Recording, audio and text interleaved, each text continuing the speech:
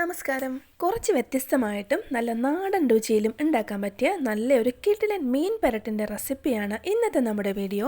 മീൻ ഏതായാലും ഒരേ രീതിയിൽ എന്നും വയ്ക്കാതെ ഇടയ്ക്ക് ഇതുപോലുള്ള ഐറ്റംസൊക്കെ ഉണ്ടാക്കാനും മറക്കരുത് കേട്ടോ. നല്ല ടേസ്റ്റാണ്. അപ്പോൾ നമുക്കിതിൻ്റെ പ്രിപ്പറേഷനും കാര്യങ്ങളൊക്കെ ഒന്ന് നോക്കാം. നേരെ വീഡിയോയിലേക്ക് പോവാം.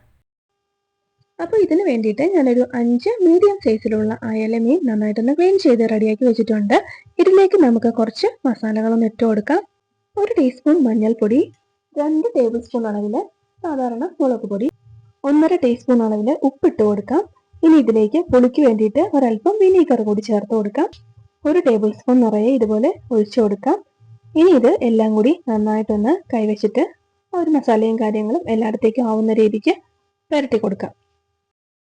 മീൻ നന്നായിട്ടൊന്ന് പുരട്ടി ഇതുപോലെ മറ്റൊരു പാത്രത്തിലേക്കൊന്ന് മാറ്റി വെക്കാം. ഇപ്പൊ ബാക്കി വന്ന ഈ ഒരു മസാല നമ്മൾ കളയേണ്ട ആവശ്യമില്ല, ഇതിവിടെ ഇരിക്കട്ടെ, നമുക്ക് വേണ്ടി വരും.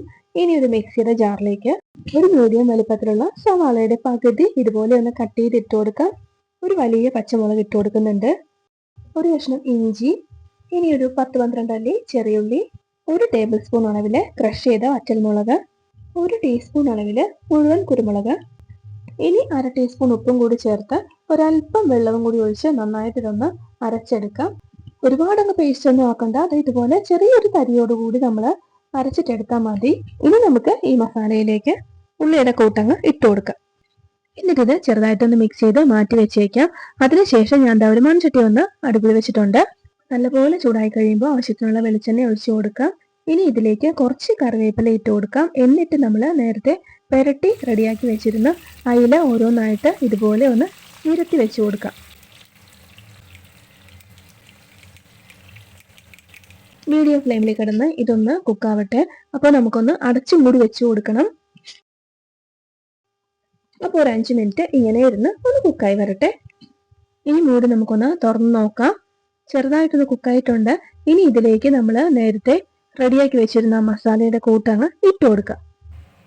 എല്ലാത്തിൻ്റെയും പുറമേലേക്ക് കുറേശ്ശെ ഇട്ട് കൊടുത്ത് ഇതുപോലെ ഒന്ന് തവി വെച്ചിട്ട് ഒന്ന് സ്പ്രെഡ് ചെയ്തും കൂടി കൊടുക്കാം.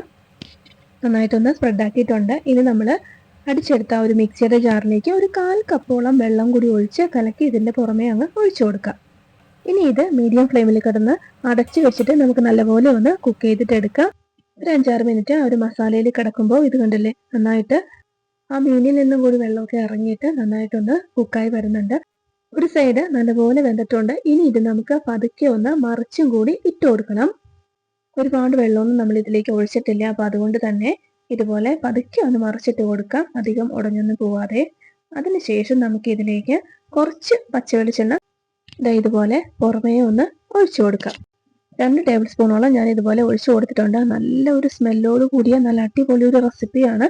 ഈ ഒരു സൈഡും കൂടി ഒന്ന് വെന്ത് വന്നാൽ മാത്രം മതി. അപ്പൊ നമുക്കൊന്ന് അടച്ചു വെച്ചിട്ട് വേവിച്ചെടുക്കാം. ഇപ്പൊ 2 സൈഡും നല്ല അടിപൊളിയായിട്ട് റെഡിയായി വന്നിട്ടുണ്ട്. നല്ല മണവും അതുപോലെ തന്നെ നല്ല ടേസ്റ്റും ഉള്ള ഒരു ഉഗ്രൻ റെസിപ്പിയാണ്. അപ്പൊ ഞാൻ ഫ്ലെയിം ഓഫ് ചെയ്തിട്ടുണ്ട്. ഫ്ലെയിം ഓഫ് ചെയ്തിട്ടും ആ ഒരു മൺചട്ടിയുടെ ചൂടുകൊണ്ടാണ് കേട്ടോ വീണ്ടും ഇതിങ്ങനെ തിളച്ചുകൊണ്ടിരിക്കുന്നത്.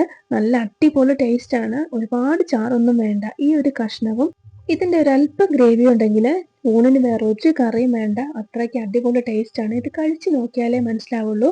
അപ്പൊ എല്ലാവരും ഈ രീതിയിൽ അയിലയോ മത്തിയോ ഒക്കെ വാങ്ങിക്കുമ്പോൾ ഒന്ന് ഉണ്ടാക്കി നോക്കുക.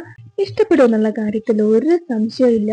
അപ്പൊ നന്നായിട്ട് ചൂടൊക്കെ ആറി ആ ഒരു മസാലയും കാര്യങ്ങളൊക്കെ ഒന്നുകൂടി അയിലയിലേക്ക് നന്നായിട്ടായിട്ടുണ്ട്. വീണ്ടും ഇരട്ടി രുചിയിലായി.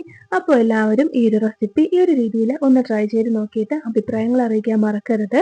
അപ്പൊ നമ്മുടെ ഇന്നത്തെ വീഡിയോ ഇത്രയേ ഉള്ളൂ. മറ്റൊരു നല്ല കിടുക്കാച്ച റെസിപ്പിയുമായി വീണ്ടും കാണാം. താങ്ക്